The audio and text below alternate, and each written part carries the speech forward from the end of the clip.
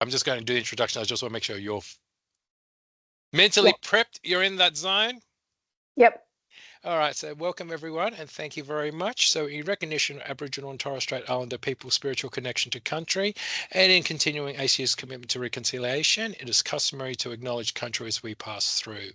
Today, we acknowledge and pay our respects to the First Peoples, to traditional custodians of the lands and waterways. We thank them for the continued custodianship, and we acknowledge and celebrate the continuation of a living culture that has a unique role in all regions where ACU is located, and also where Farah is in Western Australia. We also acknowledge elders past and present and thank them for the wisdom and guidance as we walk in their footsteps. So thank you very much, everybody, and welcome to today's mid-candidature review of Farah's. And I'd just firstly like to introduce her supervisory panel, made up of Associate Baljinder Sadra as co-supervisor, Spencer Smith, Associate Supervisor End User, or led by the most excellent Professor Joseph Sirocci as the Principal Supervisor. And on today's mid-candidature review panel, I'd like to introduce Associate Professor Taryn Sanders as one of the experts, as well as Dr. Geetanjali Bhaskar, who's the other expert, again chaired by the most excellent Professor Rhonda Craven. And so without any further ado, Farah, I'd like to hand over to you. And you're muted. Yeah. Thank you. All right. Thank you, Ricky. And welcome everyone to my mid-candidature review presentation. I just want to give you a heads up that I might take a little bit longer than 20 minutes. I will try to fit it all in 20 minutes, but just giving you that heads up. So the title of my thesis is The Utility of Measures, Exploring Therapists' Use of Feedback in Personalized Interventions.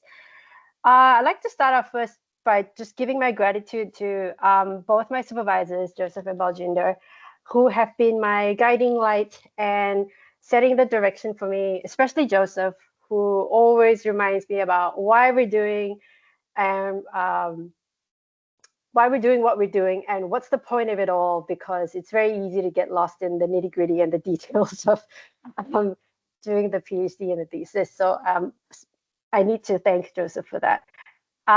Also want to thank this PhD's industry partner, the Institute of Better Health, and also a number of people who helped me with study one. I could not have done it without them. So Cristobal, who helped with the one of the AI machines.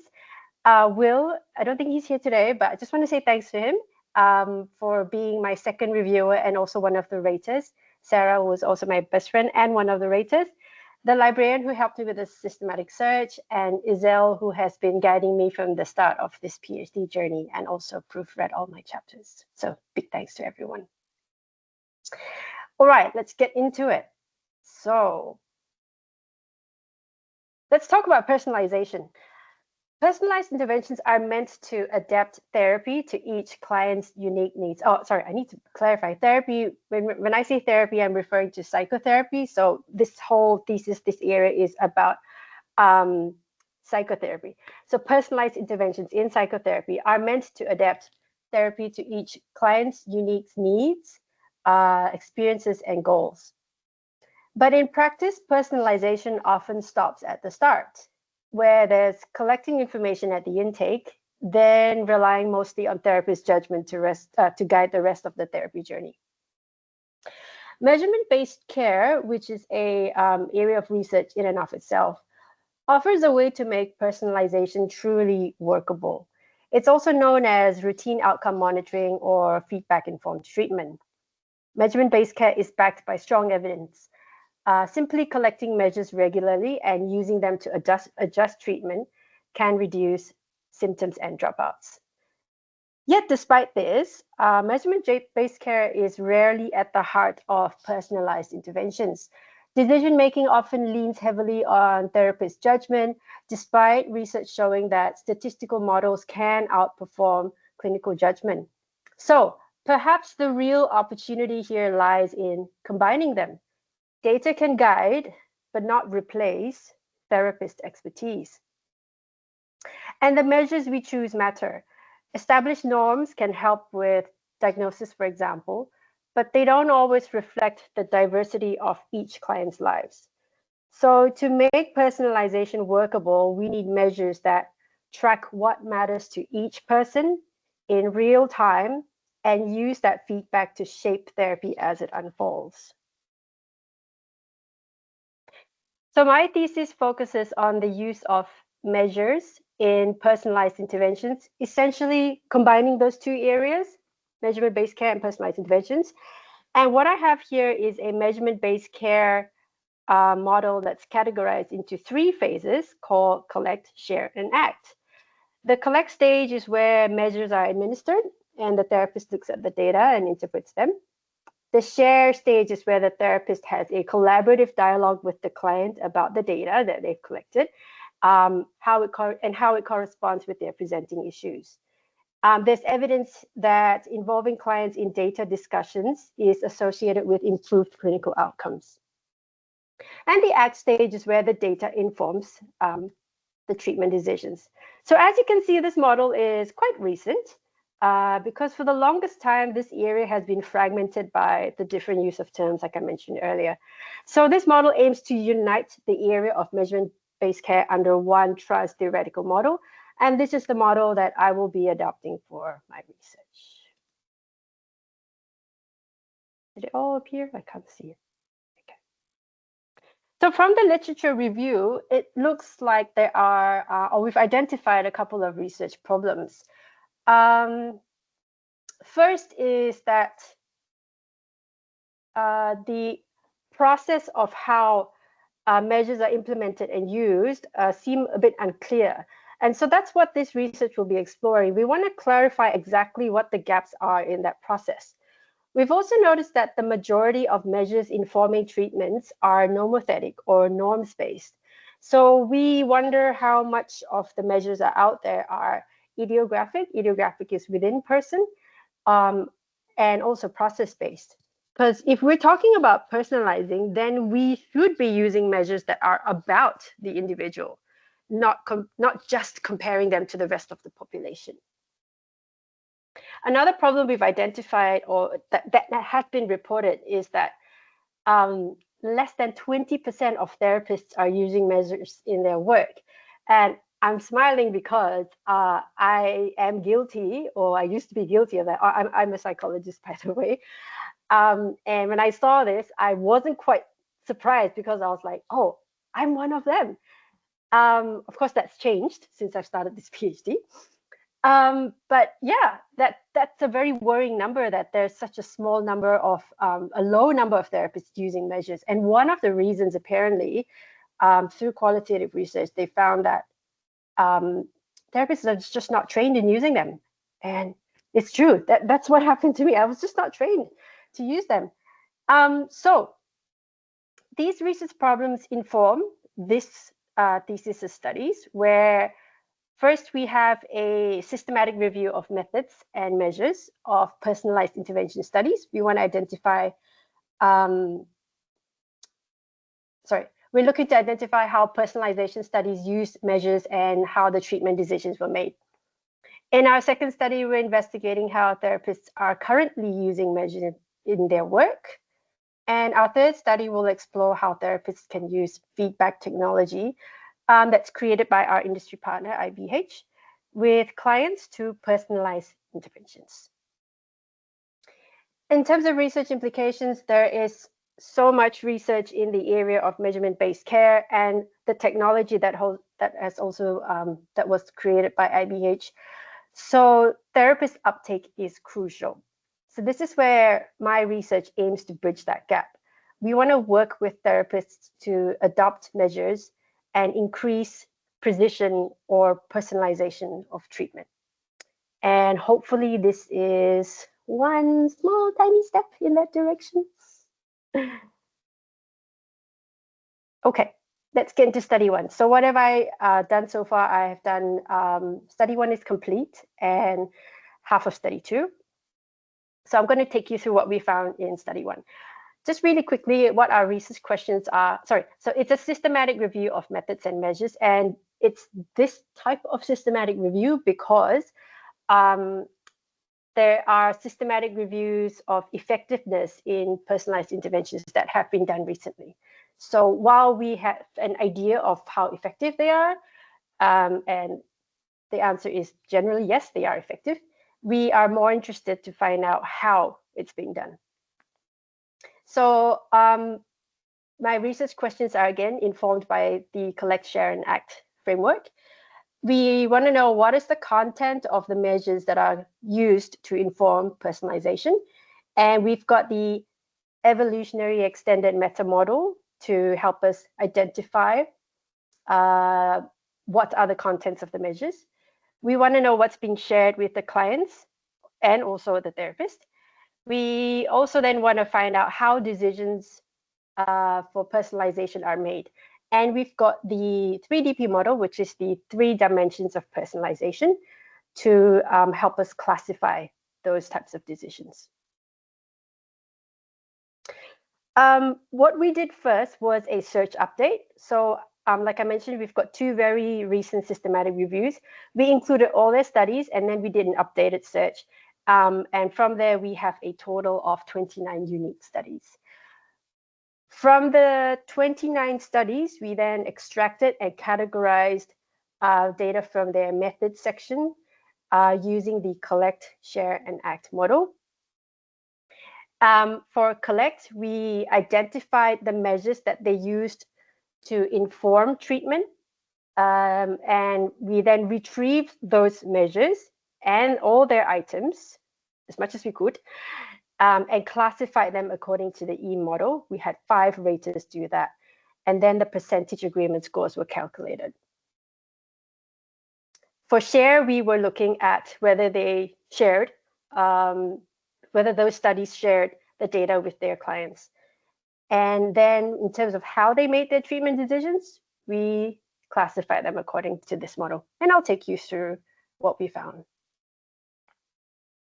So we'll start with the Collect stage. Almost 95% of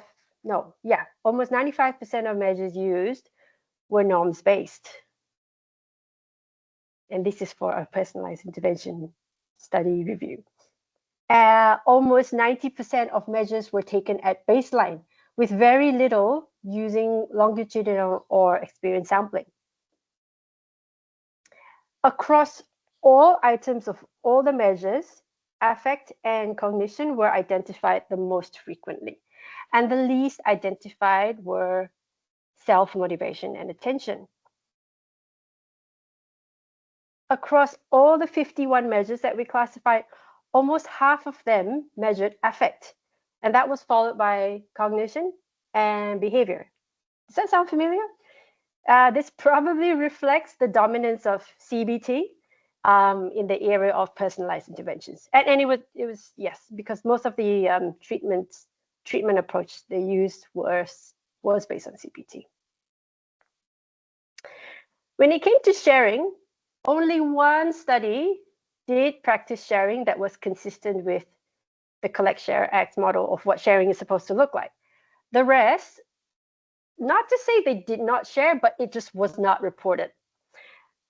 This is quite likely due to the studies that we included. They were all RCTs, so it was likely that the clients and even the therapists had to be blinded to is part of their conditions. This is just what we think.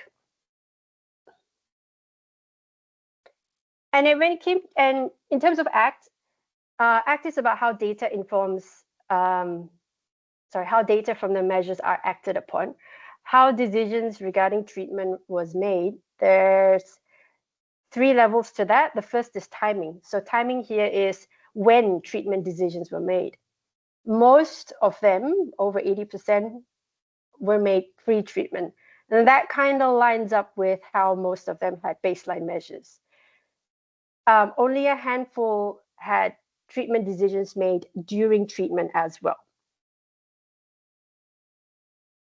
How studies tailored interventions was mostly according to components or modular treatment.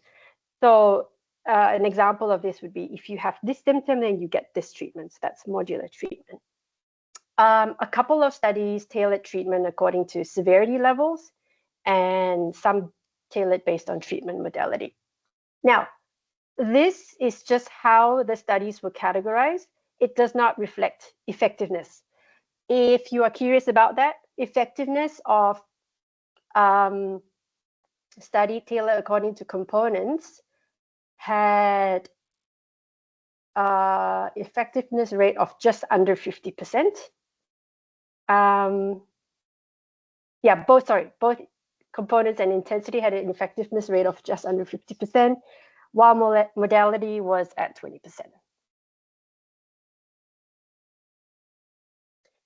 In terms of how decisions were made, most of the study used algorithmic rules.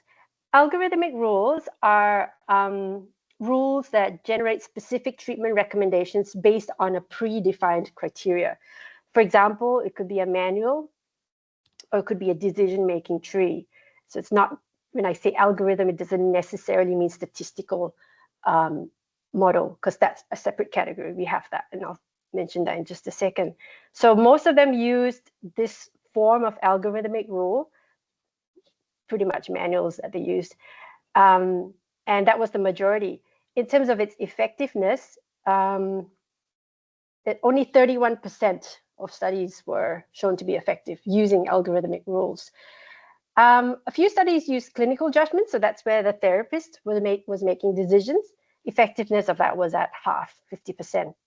One study combined both statistical model use and clinical judgment, and they had a favorable outcome for that one. So this slide is just a combination of everything I've just shared with you. I just wanted to put it there visually for you to have a look, because there's something for each stage and each category we looked at. You can see it's quite imbalanced. And this tells us that there's a lack of a framework guiding personalization, because it was quite inconsistently applied across all the stages. There is an over-reliance on pre-treatment measures. There are key dimensions like motivation that are underrepresented. Like I mentioned earlier, personalization often stops at data collection. There's limited ongoing assessment. There's not enough data sharing, and also not much integration of clinical judgment. So that's everything I just said here. So future work should expand what is being measured, the measurement scope. It should integrate ongoing feedback and combine that data-driven tools with therapist expertise. And this actually lays the base plan for our study 3. And I'll get to that in a second. Let's go through study 2 first. So my study 2 is a survey among therapists, so those who are practicing psychological therapy. It is a mixed method survey. We've got both quantitative and qualitative questions. And this is what we aim to find out. We want to know how are therapists currently using measures in their work. You know, what are they collecting? How frequently are they collecting data? Are they sharing that data with their clients? And how does it inform their treatment decision making? So I have data, usable data from 115 participants, and this is just a snapshot of what they look like. So most of them are Australian, most of them psychologists, most of them in private practice. We've got a nice distribution of age group. Interestingly, half of them are in their early career stage. So I'm going to be presenting the quantitative results for now. And did that appear? Yeah, okay. So in the collect category, all the participants use questionnaires. And some of them use an online feedback system in conjunction with questionnaires, and a few use wearables as well to collect data. Oh, I need to say that my survey wanted to hear from all types of participants, those who use measures and those who don't. It just so happened that only those who use measures had responded. So they have formed my participant pool, those who use measures. And that's why we have all of them using questionnaires at the very least. We also were interested to know their motivation to use measures, and we let them select more than one option here. It was encouraging to see that almost 80% actually finds it important to their work, and about half of that said it was an obligation. Also note that this participant pool is largely from Australia, and Australia does require it requires therapists to report measures data to the GP. I think it's part of the better access policy or something like that. So I'm not surprised that some of them do feel like it's an obligation. If the numbers were reversed here, I think I'd be more worried, but this doesn't quite surprise me. When it came to sharing, can you see that? Yeah, okay. 96% of the participants said they did share data with their clients, which is great. And what were they sharing? Most of them had verbal discussions of the data. The rest had verbal discussions in conjunction with showing some sort of visual display, like a graph and chart, together with written reports, or all of them together.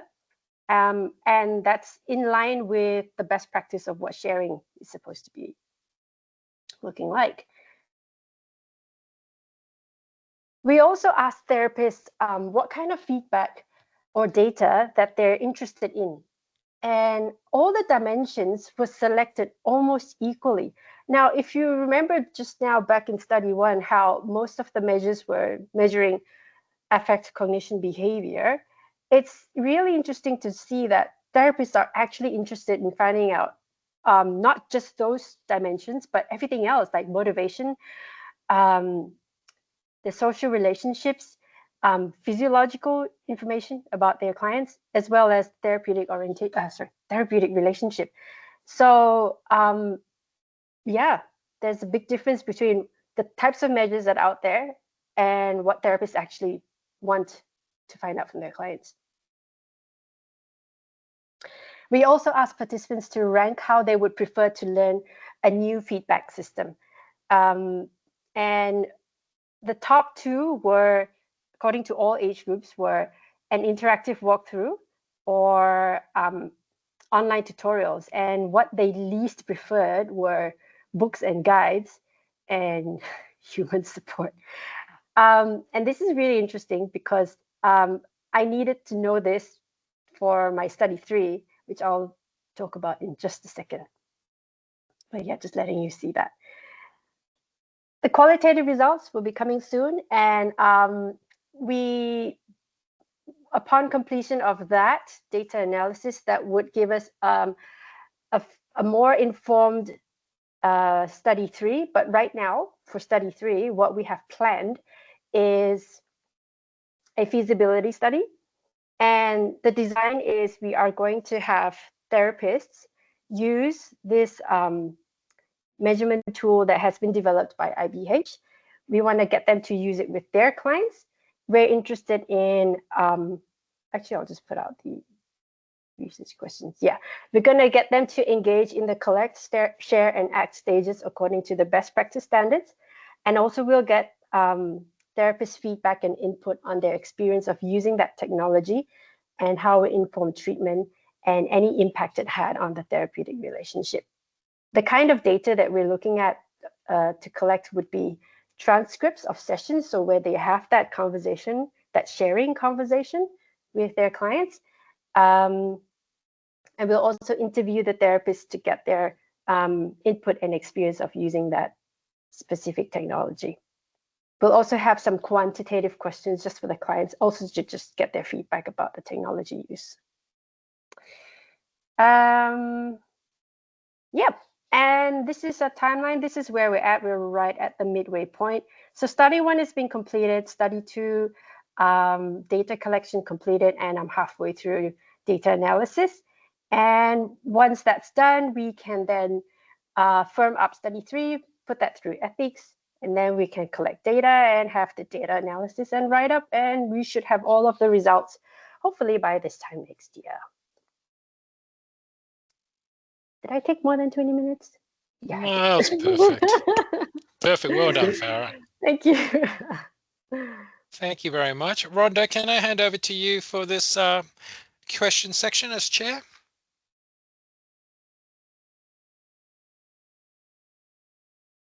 Yes, can we start with any questions from the expert panel, please? And I have one to kick off. Yep. Farah, for study 3, have you ever considered also including the perspectives of patients? Yes, we'll have quantitative questions for that. Yes. Okay, great. Other questions from the expert panel? Yep. Happy to start. Thanks, Farah. That was really interesting. And I thought the presentation was like the studies are really nicely structured and flow on very well from each other. Thank you. I've got a couple of questions in relation to the first study. So the main one that I had was, I guess, you've mentioned that the 2 reviews that you based your own systematic review on focused on the effectiveness. And I would assume that there would be some differences in terms of which measures or which type of measures would be more effective compared to the others.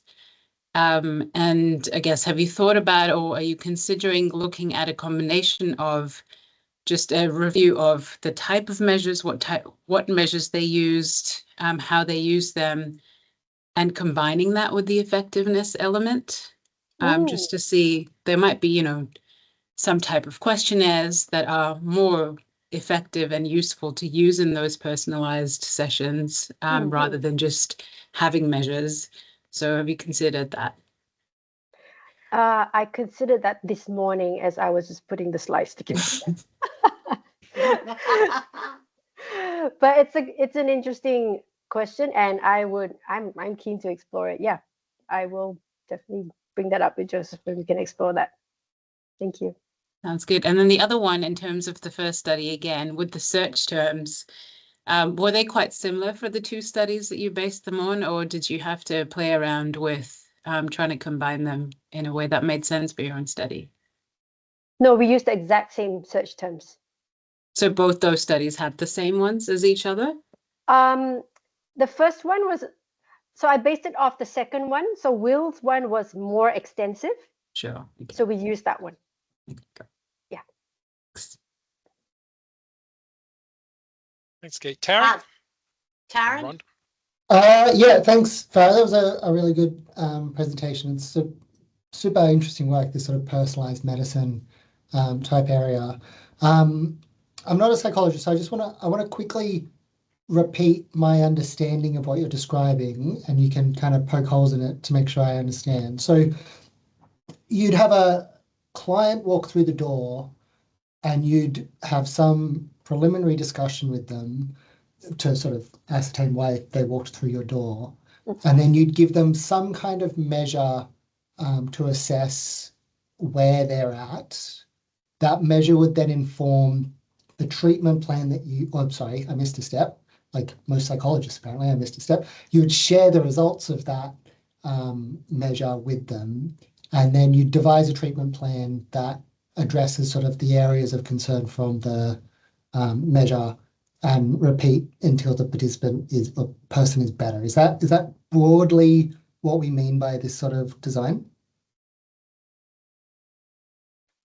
Broadly, yes. Yeah. Okay, Yep. cool. I just want to make sure I'm on the right page. So one of the Yep. things I was wondering, and you actually kind of hinted at it when you were talking about the included studies there, is that it's pretty well documented that when you measure something and let people know what you're sort of striving towards, the way in which they end up reporting, especially when they're measured repeatedly, starts to change. So they start to conform to what you'd expect. And I can certainly see for someone who walks through a psychologist's door with depression, for example, and then they're given a depression test and shown, not test is the wrong word, a measure of depression, shown the score on that, that they might feel like there's some level of obligation for them to decrease the next time they fill out a similar survey.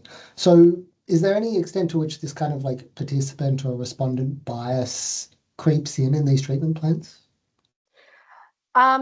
What you're describing is actually what I've read in one of the qualitative studies for routine outcome monitoring, where they interviewed therapists and clients, and some of the clients reported exactly what you're saying. And I think this is where that share component comes in. We don't want to just look at scores and take them at face value, but we have a discussion with the client about what these scores mean and what is it a reflection of. And if there's any, participant bias or good participant effect, good client effect, maybe, I think hopefully that can come up, or that can be identified through those kinds of discussions at the share stage. Yeah. Okay. Yeah. So you're sort of, as a clinician, you're trying to ensure that the information that you share doesn't change their behavior because you share it with them in a way that shouldn't change them. Oh, yeah, okay. I think that makes sense. And then just sort of out of curiosity, in the first study, so you take all of these measures and you sort of put them into buckets based on the model that you showed. And it said that you had 5 raters do that, and 2 of which were AI, which I think is great and curious. Did all 5 raters rate all of the items, or are they split up across them? That would be the first part of my question. So, there was 60 something measures. Did all 5 raters do all of them? And then I'm also curious, by AI, I'm assuming that you mean sort of generative AI, like you give the measures to ChatGPT or something and the model and ask it to put it in. I'm just wondering if you looked at internal consistency for that, as in if you ask the model the same question 6 times, you always get the same responses when it puts things into buckets, since the generative AI kind of by definition is non-deterministic, and so it isn't always going to give you the same response. I can answer the first question. So yes, all 5 raters did all items. Okay. For the second question, Joseph, can you help?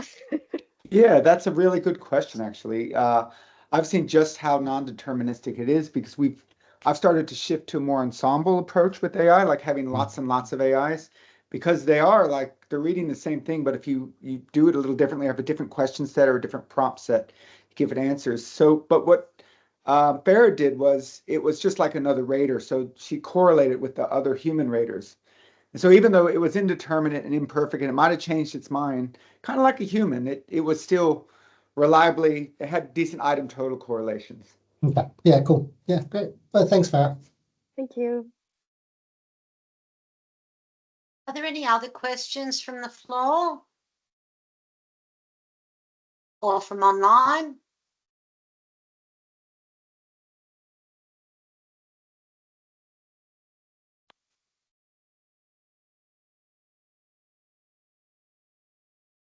Herb?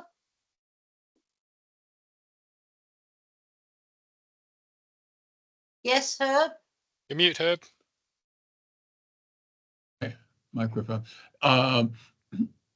Were there any substantial differences in the effectiveness of, did the effectiveness vary substantially depending upon the different categories that you had?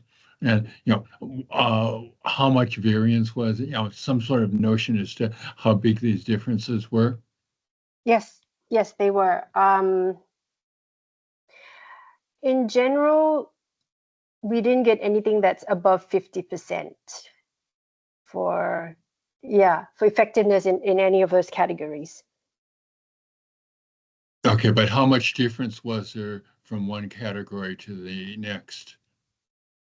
Much difference?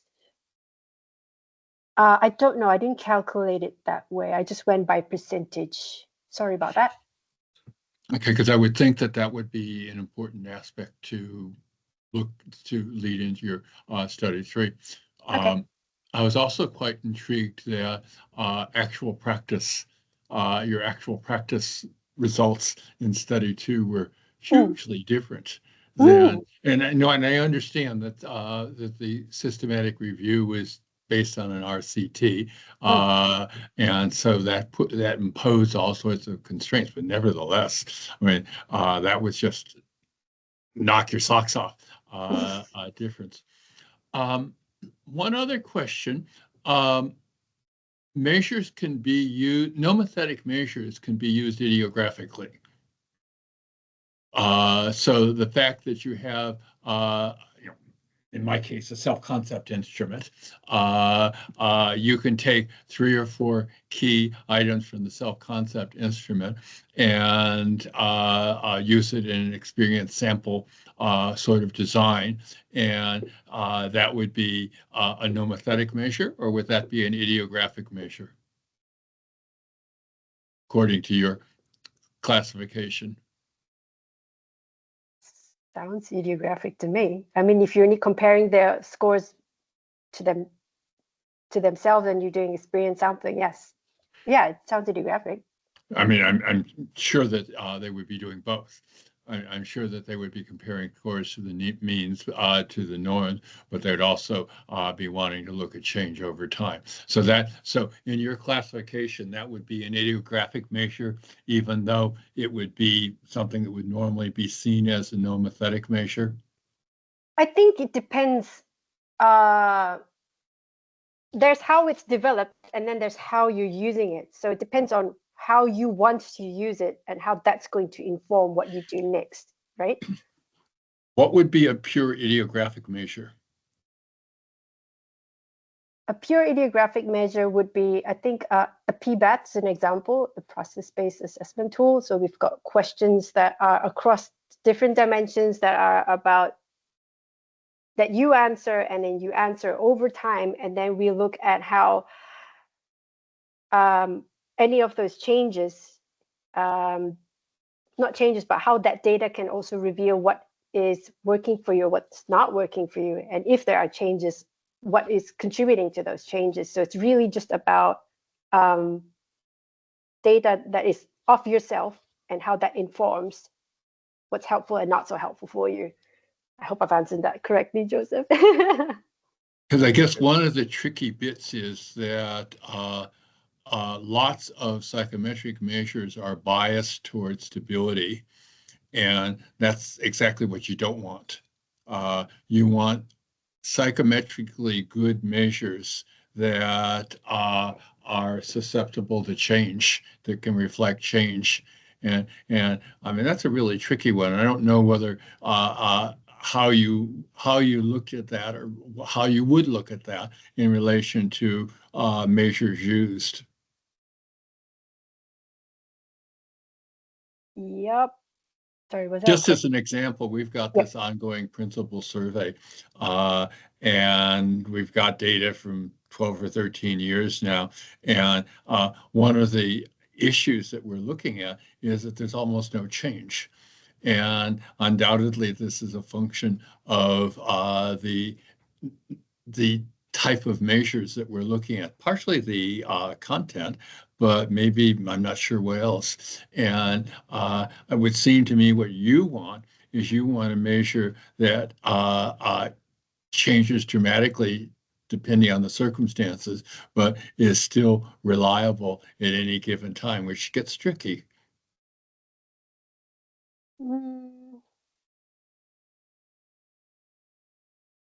Are we looking at reliability, Joseph? Sorry, I'm not at that stage of the thesis yet. Yeah.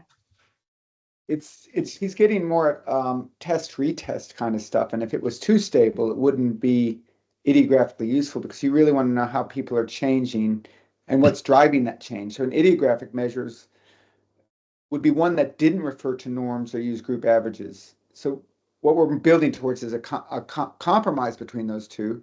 So you have the individual ideographic, which is just individual, N of 1, which doesn't lead to generalizations, and the group norms is their way to combine it in what we're calling idionomics, which is seeing, say, subgroups of clients who are influenced by the same things. And so you begin with the ideographic. So each person is not being compared to a norm and being said, are you normal? How much do you differ from the norm? They're being compared to themselves, and you're kind of seeing what predicts and drives their well-being. Mm. And so you're asking that question without looking at other people at first.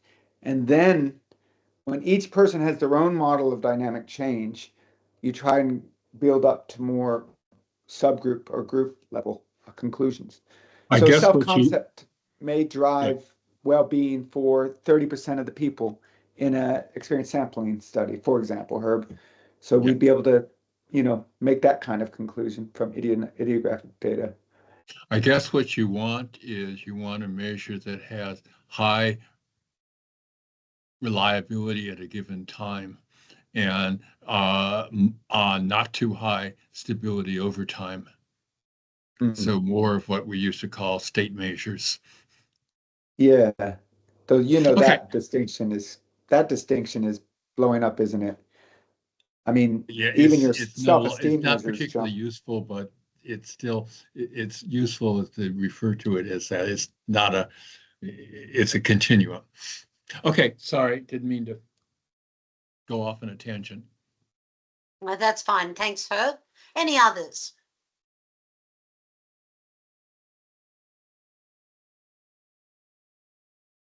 Okay, I can't see any others with their hands up. So thank you all for your questions and for your attendance. And thank you for a very interesting and stimulating presentation.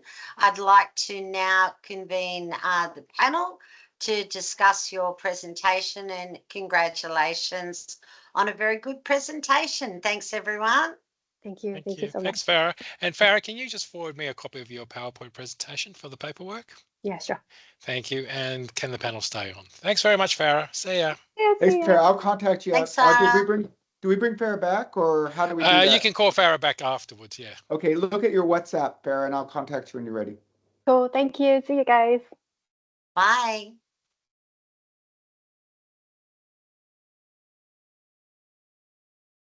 I'll disconnect Herb. Thanks, Ricky. Let's remove from meeting.